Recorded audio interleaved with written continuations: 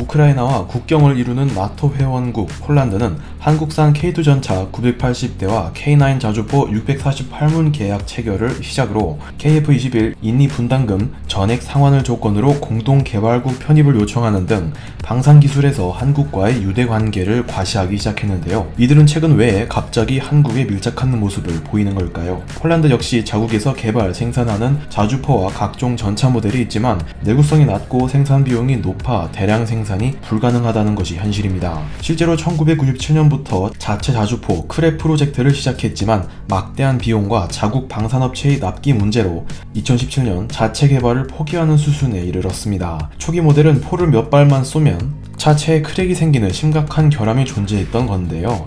더욱 심각한 건 폴란드 국방부의 실제 영상에서도 차체가 중심을 잡지 못하는 모습이 확인됩니다. 차선책으로 선택한 것이 현재 우크라이나 전선에 배치된 영국 AS-90 자주포신과 한국 K9 차체를 결합하여 만든 혼종 자주포인데요. 확실히 사격 시 포신과 차체의 반동 제어 품질이 다른 것이 느껴집니다. 2015년 한진 해운 사태 때 차체 납기가 지연되어 한국 측이 천문학적 위약금을 납부할 상황이 있었는데요. 당시부터 지금까지 이연임 중인 안제이 두다 폴란드 대통령은 국방 문제에 대해서 한국을 포기할 수 없다며 위약금 수령을 거절했을 정도로 감동을 주었습니다. 본 혼종 크랩 자주포는 2017년부터 양산이 시작되었지만 이마저도 1년에 20여 문 남짓 생산이 가능해 폴란드군이 도입 계획인 122문을 채우려면 6.5년이 걸리는 장기간 프로젝트였습니다. 하지만 2021년 러우 전쟁이 터지며 러시아 견제가 우선인 폴란드군은 국경을 맞댄 우크라이나에 크랩 자주포의 4년치 생산분에 해당하는 78문을 판매 및 기증하는 대신 아예 한국으로부터 완제품 K9 자주포를 구입하는 방향으로 선회했습니다. 크랩의 1문당 생산 비용은 130억으로 풀옵션 판매 가격이 50억에 미치지 못하는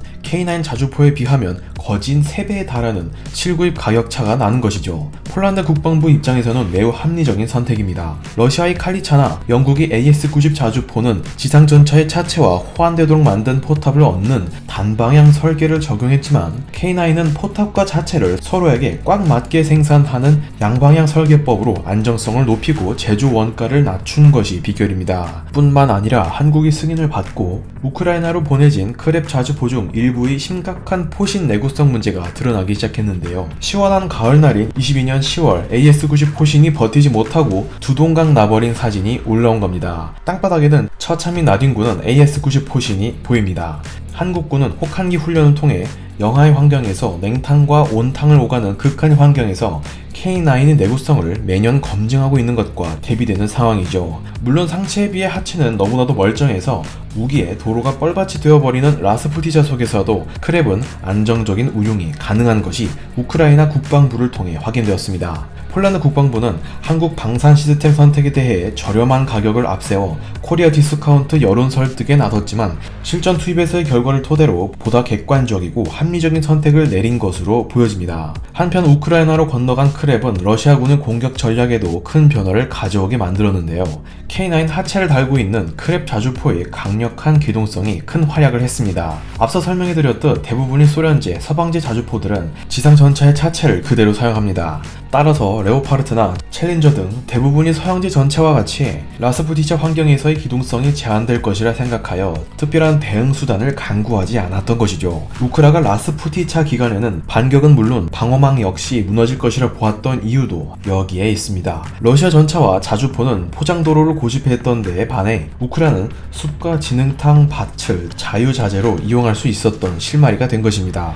전쟁이 나면 땔감인 나무부터 사라지죠. 우리나라는 사계절이 뚜렷하고 산지가 많기까지 합니다. 따라서 전차는 물론 자주포의 무한 궤도와 각 궤도축들을 진흙탕은 물론 우기의 산사태난 험지에서도 웬만해서는 지나갈 수 있도록 설계해뒀던 게 그 비결이었습니다. 생각보다 매우 신뢰도 높은 기동성을 갖추고 있어서 대부분의 지형을 통과할 수 있었기 때문이죠. 실제로 우크라군이 업로드한 영상을 보시면 도로가 아닌 나무숲에서 사격을 준비하는 모습도 여럿 보입니다. 덕분에 러시아는 4천만 원에 육박하는 자라 란쳇을 이용해 자주포 공략에 힘을 쏟고 있는데요. 하지만 견고한 우크라 방공망의 작전 성공률은 높지 않은 것으로 보고되고 있습니다.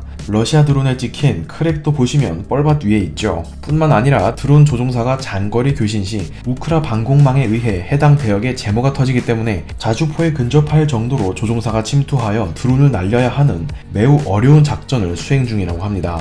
물론 이는 우크라군 역시 같은 상황이어서 SNS에 올라오는 영상을 보시면 교신거리 500m를 넘지 못하는 민간용 중국 DJI사 드론을 주로 운용하는 모습을 볼 수 있죠.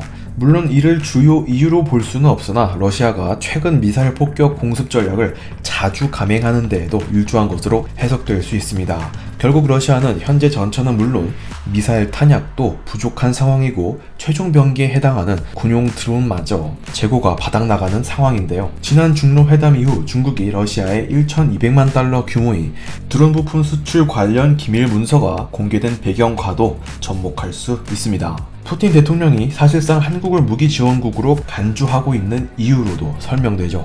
이상 꾀이셨습니다.